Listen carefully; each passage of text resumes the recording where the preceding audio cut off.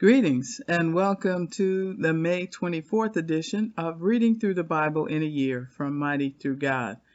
Today I'll be reading 2 Samuel chapter 4 verse 1 through chapter 6 verse 23, John chapter 13 verse 31 through chapter 14 verse 14, Psalm 119 verses 17 through 32, and Proverbs 15 verses 31 and 32.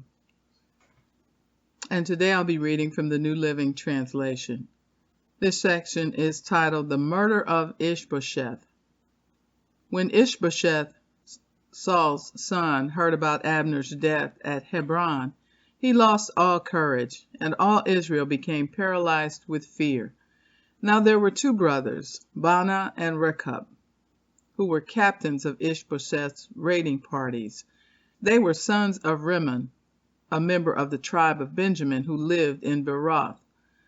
The town of Beroth is now part of Benjamin's territory because the original people of Beroth fled to Gittim, where they still live as foreigners.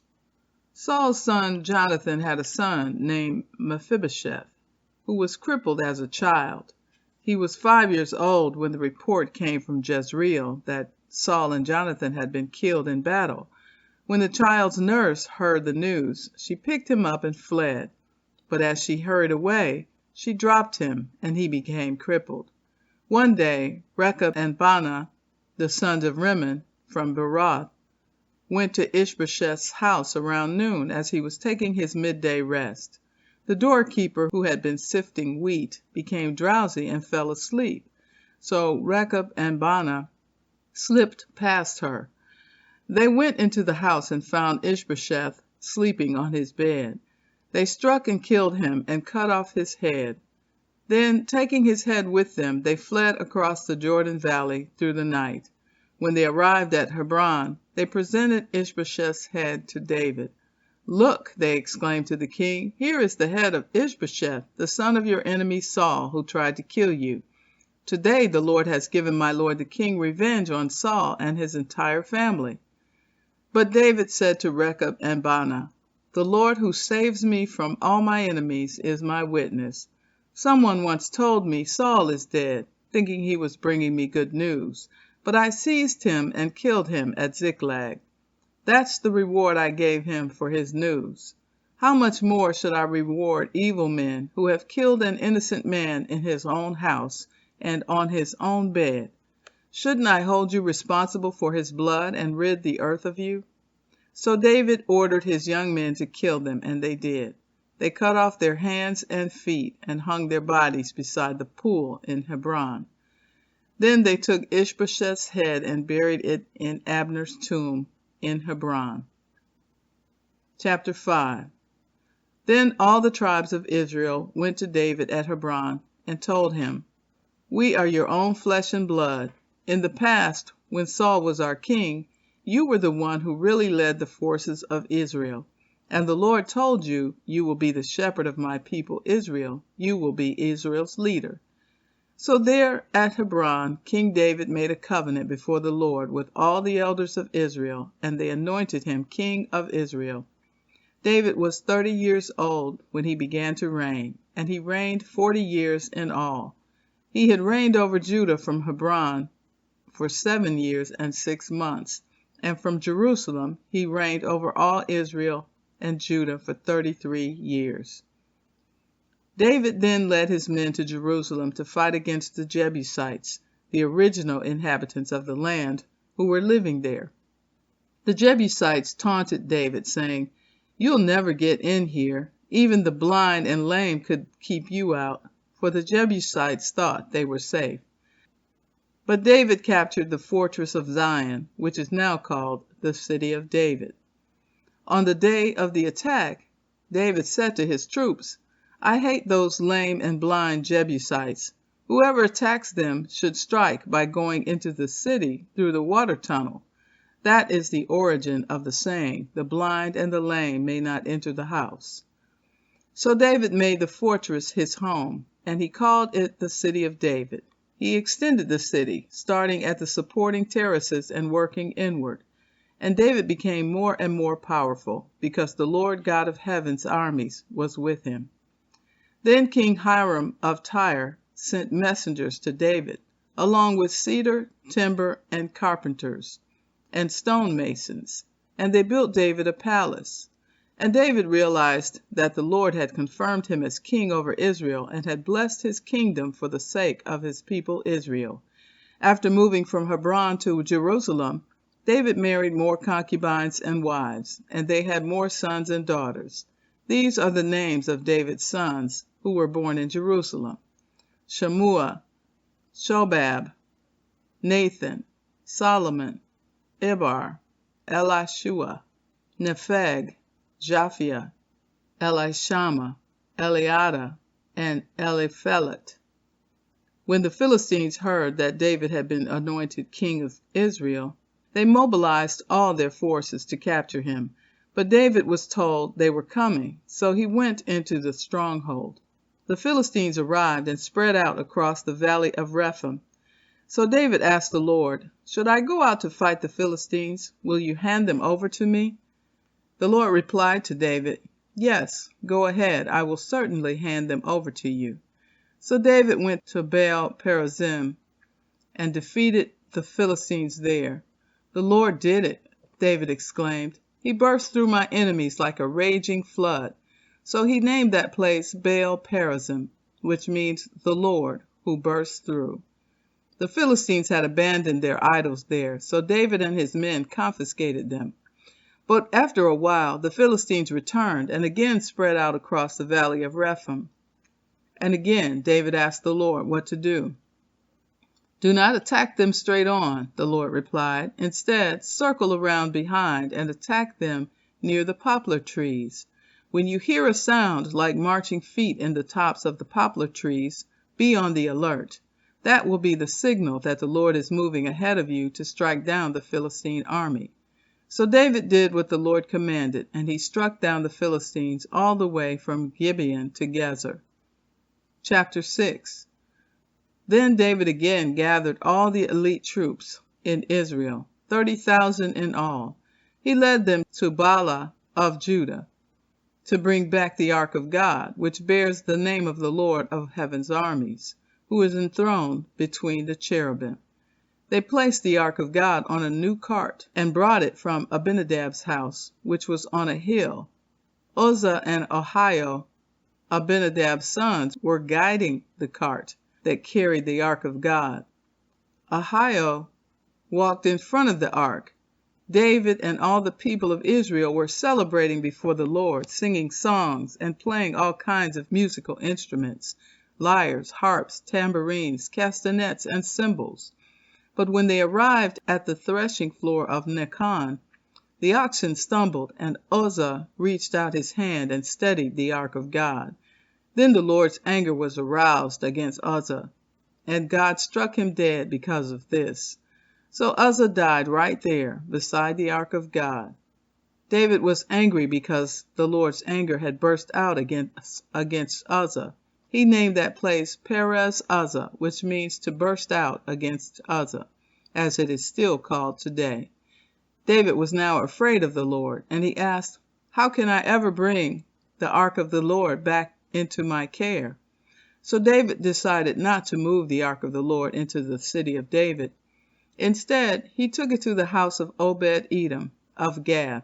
The ark of the Lord remained there in Obed-Edom's house for 3 months, and the Lord blessed Obed-Edom and his entire household. Then King David was told, "The Lord has blessed Obed-Edom's household and everything he has because of the ark of God." So David went there and brought the ark of God from the house of Obed-Edom to the city of David with a great celebration. After the men who were carrying the ark of the Lord had gone 6 steps, David sacrificed a bull and a fatted calf. And David danced before the Lord with all his might, wearing a priestly garment. So David and all the people of Israel brought up the ark of the Lord with shouts of joy and with blowing of ram's horns. But as the ark of the Lord entered the city of David, Michal, the daughter of Saul, looked down from her window. When she saw King David leaping and dancing before the Lord, she was filled with contempt for him. They brought the ark of the Lord and set it in its place inside the special tent David had prepared for it. And David sacrificed burnt offerings and peace offerings to the Lord. When he had finished his sacrifices, David blessed the people in the name of the Lord of heaven's armies. Then he gave to every Israelite man and woman in the crowd a loaf of bread, a cake of dates, and a cake of raisins. Then all the people returned to their homes. When David returned home to bless his own family, Michal, the daughter of Saul, came out to meet him. She said in disgust, "How distinguished the king of Israel looked today, shamelessly exposing himself to the servant girls like any vulgar person might do." David reported to Michal, "I was dancing before the Lord, who chose me above your father and all his family. He appointed me as the leader of Israel, the people of the Lord.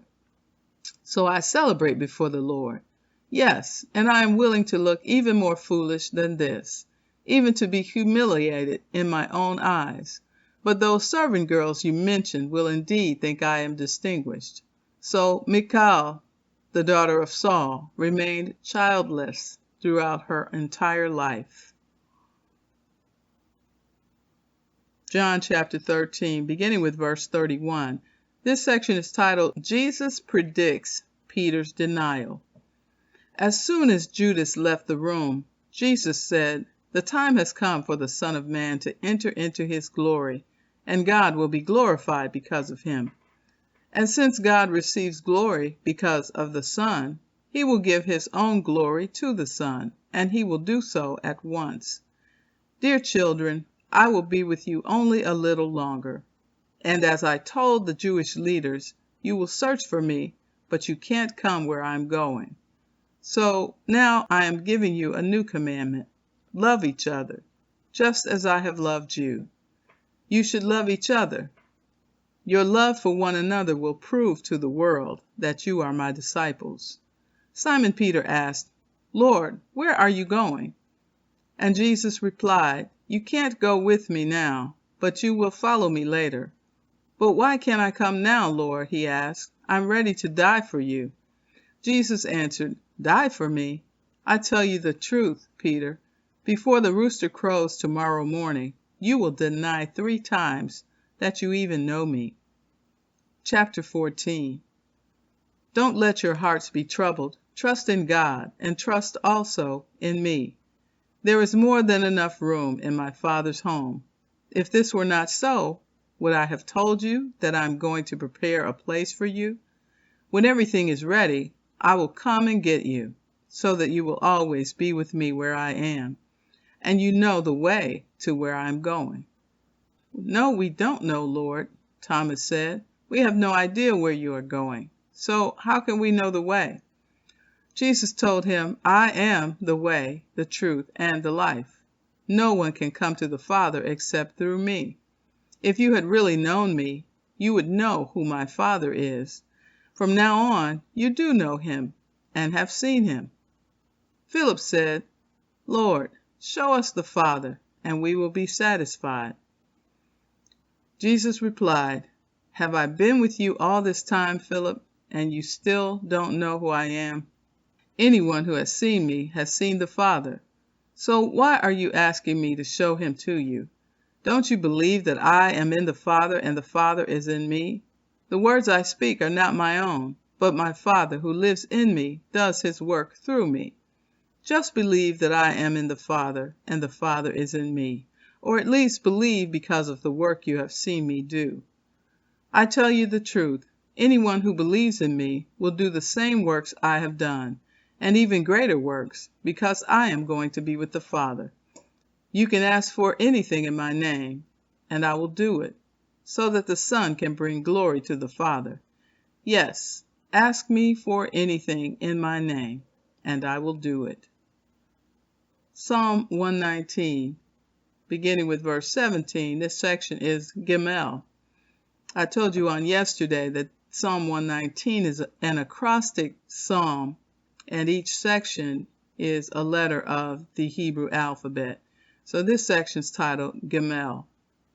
Be good to your servant, that I may live and obey your word. Open my eyes to see the wonderful truths in your instructions. I am only a foreigner in the land. Don't hide your commands from me. I am always overwhelmed with a desire for your regulations. You rebuke the arrogant. Those who wander from your commands are cursed. Don't let them scorn and insult me, for I have obeyed your laws. Even princes sit and speak against me, but I will meditate on your decrees. Your laws please me. They give me wise advice. This section is Deleth. I lie in the dust. Revive me by your word. I told you my plans and you answered. Now teach me your decrees.